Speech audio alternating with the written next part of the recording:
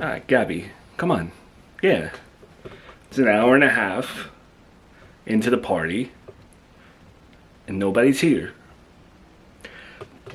People show up late, you know? And this is from Mom. It's an older crowd.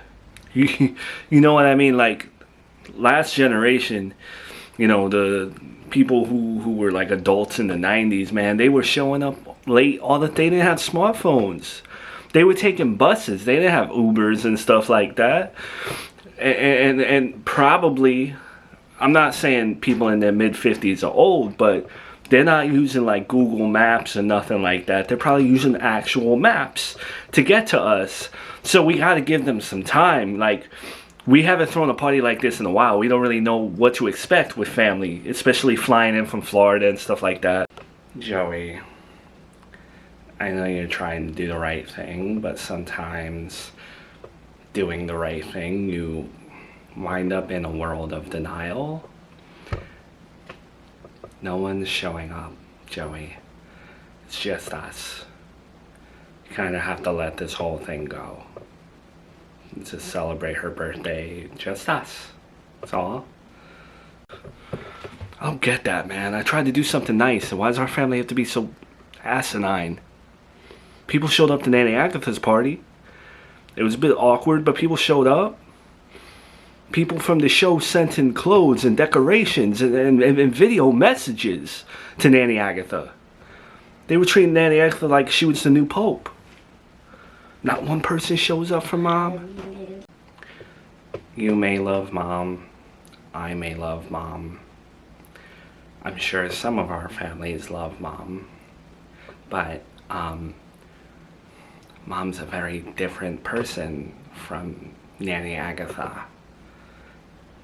And I think what's going on today, or what's more importantly not going on today, with people showing up, kind of shows that. It's a reflection of like Mom as a whole.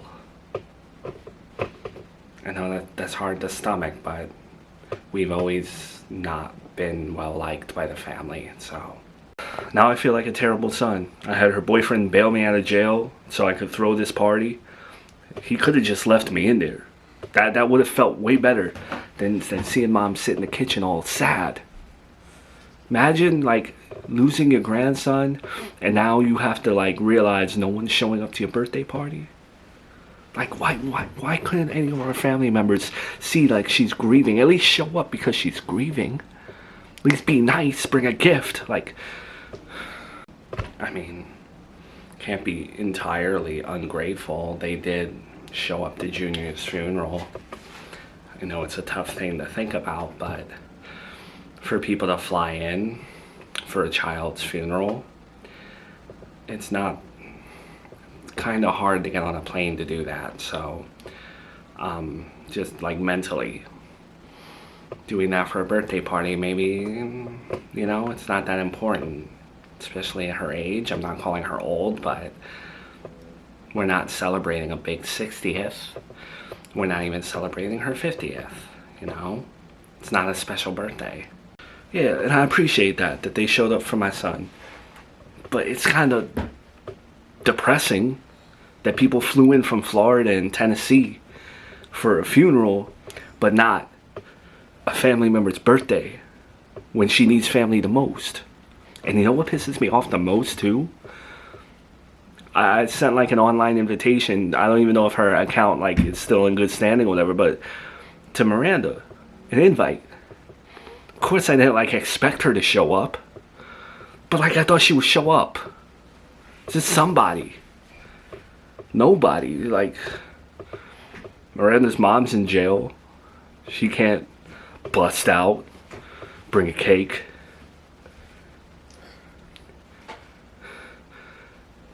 Tell me you brought the cake? Joey, you were the one that came to me and kept coming to me saying that you had everything handled. I thought that included the cake. No, I said I was handling like the venue stuff and the invitations and planning it.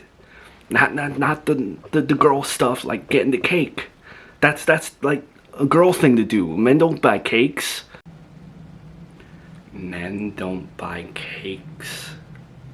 It's 2025. She's your mother. Gabby, what show on TV, what family member, what person, man, have you ever seen buy a birthday cake? It's always the mom, it's always the wife, it's always the sister. And frankly, like, no offense, Gabby, what did you do for this party? Well, forgive me, Joey. I was too busy respecting my mom's wishes. She didn't want a party. That's why I didn't lift a finger. I was respecting what she wanted. I know you mean well, but I think she would have preferred not knowing that people were going to show up to her birthday party, or not show up to her birthday party. You know what I mean? I think she would have had a better birthday without this. That's a cop-out. That's a cop-out answer. Trying to make me feel guilty for trying to throw a party for my mom. You just didn't want to lift a finger. That's it. I see. Well, whatever. I'm gonna go talk to mom and try to make her feel better. Maybe you could look into like a Grubhub cake or something. Like Uber Eats cake. Maybe there's an option where you could like put icing with her name. Thanks for the help.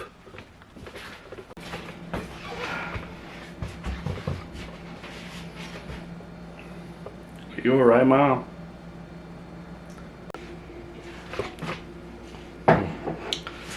Am I alright?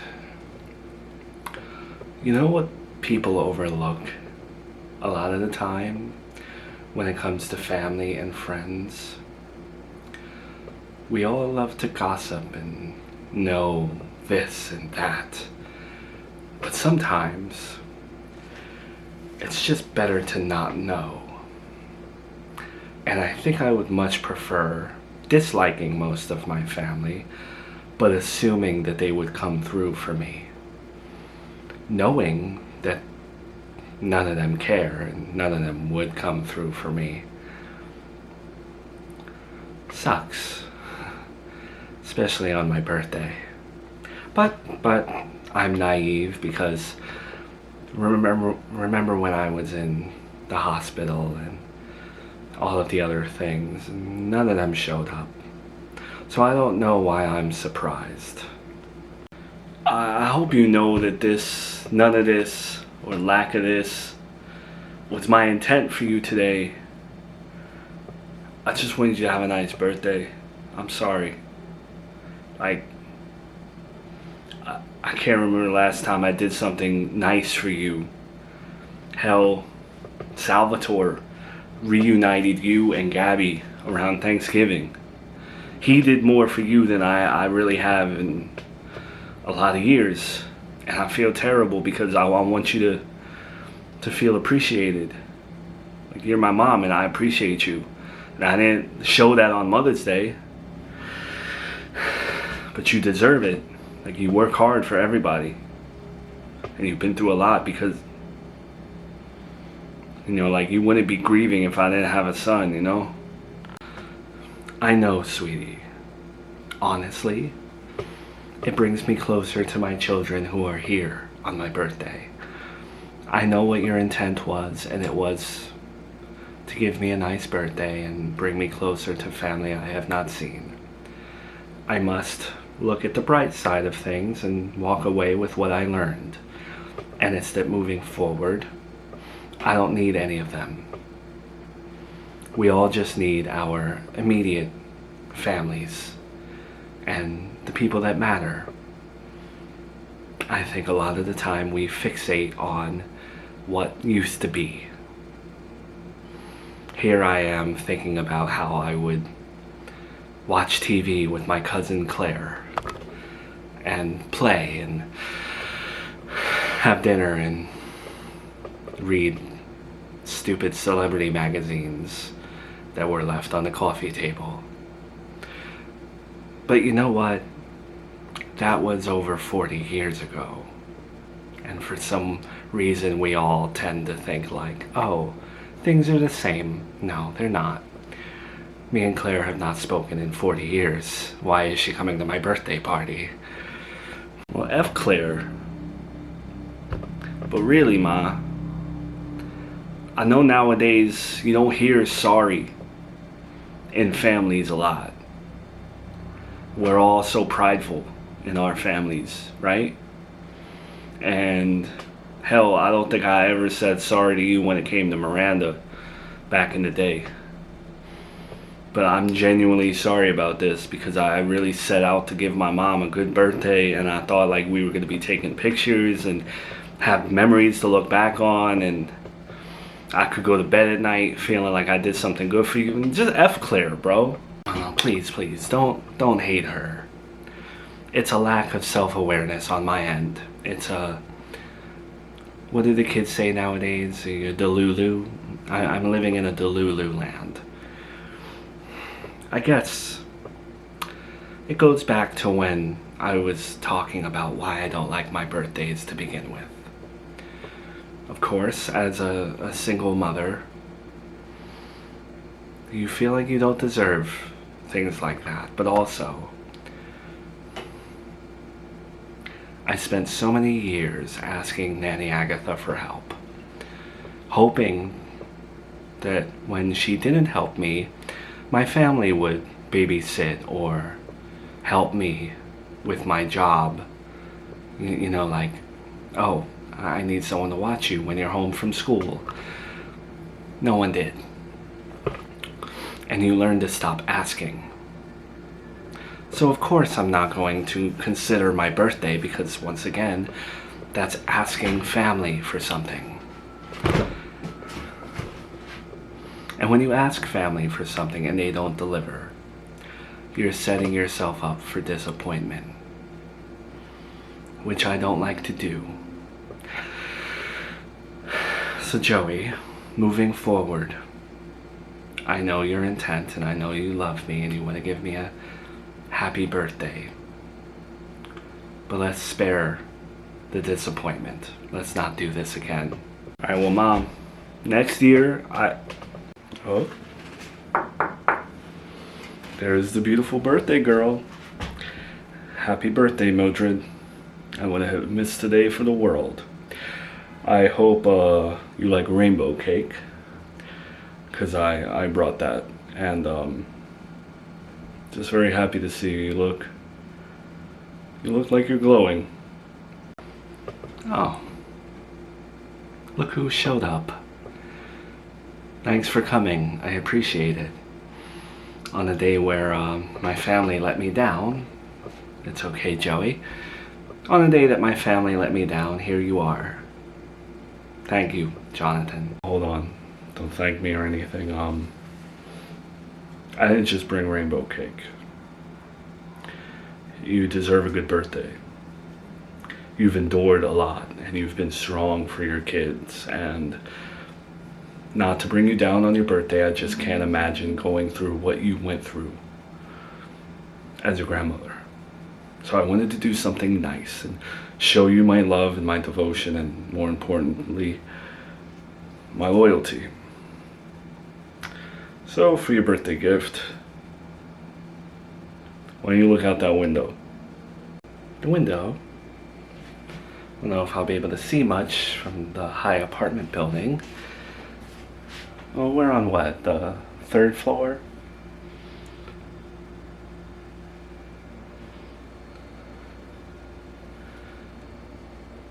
Jonathan, please tell me you did not get me that.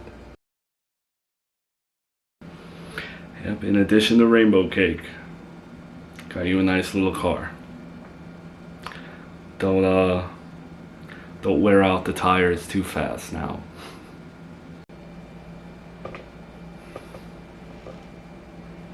So did you have a good birthday? I know that there were people that they did things that were out of my control, out of Joey's control. But I hope you see that we, as a family, all tried to make your birthday great. I hope we accomplished that in some way. I did have a really good birthday. Yes, I did have a moment where I was a little sad in my reality, but then you, Joey, Gabby, you all turned that around for me. You definitely did not need to get me a car. Oh, but I did. I did. 'Cause I've been really good lately with empathy. Being with you, I've been able to put myself in your shoes as a single mom because I guess I'm so enthralled by you, obsessed. I try to imagine what your life was like after everything happened with your ex-husband back in the day. Because I guess I crave seeing you as that mom. You know? I can't imagine what it was like raising 2 children by yourself. The days where you probably wanted to cry when they were asleep. And having to work all day, come home and cook. And you get through this hard day all by yourself. And then you have to do it all again tomorrow and the day after that. And what you said about not even caring about your birthday at that point because you just had to keep fighting that war breaks my heart. There was no one to take care of you. Not that you needed someone to take care of you. But as a single mother, who's there to hold you at night? I'm not special though. I don't want that sympathy. Because there are plenty of men and women out there who are single parents. Who are struggling right now. To this day. Things don't change in the parenting world. And they have to go to bed wondering whether or not their bills will be paid next week. And you know, that steals from you. It steals moments between you and your children because all you're thinking about are bills. And that was my existence. As a single mother, I could never enjoy anything. So how the hell am I supposed to have a birthday? But yeah, there was no one. Not even my mother. The holy Agatha that everyone loves. There was no one for me. I can't get into a time machine and undo all that. It hurts to think about how you got here. How much you had to struggle and why your hair may be gray today. But I want you to know I'm here now. And I know you're not one for the sentimentality and you're not cheesy and overly emotional and vulnerable, but I'm not going anywhere. I really want to make you happy, Mildred. I've done some bad things in my life. And through you, maybe, I can make my presence in this world valuable. I am devoted to God, but I was always missing something here on earth, and I thought that preaching in front of 10,000 people on a weekly basis would fill that hole, the hole that my marriage could not fill. But you fill that earthly hole. And I would like to fill yours. You've made this a very hard situation, Jonathan. Sometimes I don't know what to believe. I know it is. I don't even have to ask why something like this would be hard for you. After years of fighting on your own and not asking for help and not expecting a single thing from anyone. No one was buying you cars. And that's why one day I want you to tell your story to the Institute of Faith. They would love to hear it. Because there's a lot of single moms in the crowd, but I don't want to talk about that right now. I want to talk about the fact that if we continue to work out, you and me, I know your son made promises to move in with you one day, take care of you, but I want that to be my job. I want you to know that if you stay with me, if we can make this work and we can be happy, you never have to worry about finances, medical coverage, any of it. I know your mom kicked you out of the will, made no promises to you, and is leaving you nothing. With me, you'll get the world, sweetie. The absolute world. Money will never have to be an option for you. And I'm not trying to dangle a carrot in front of you. I just want to let you know that that's what life looks like when you stay with me. I bailed your son out of jail. I left my wife. I got you a car. I have been so vulnerable with you. And now all I just want is your loyalty. I don't even care if you got into this relationship with me for bad reasons. I wouldn't blame you for that. But I hope by now you see that I would never hurt your family and I would never hurt you. So I just hope that you can wipe any preconceived notions that you had of me away. That takes time. All of this takes time. I feel like time will always help you in making decisions. Luckily, you and I have all the time in the world, don't we?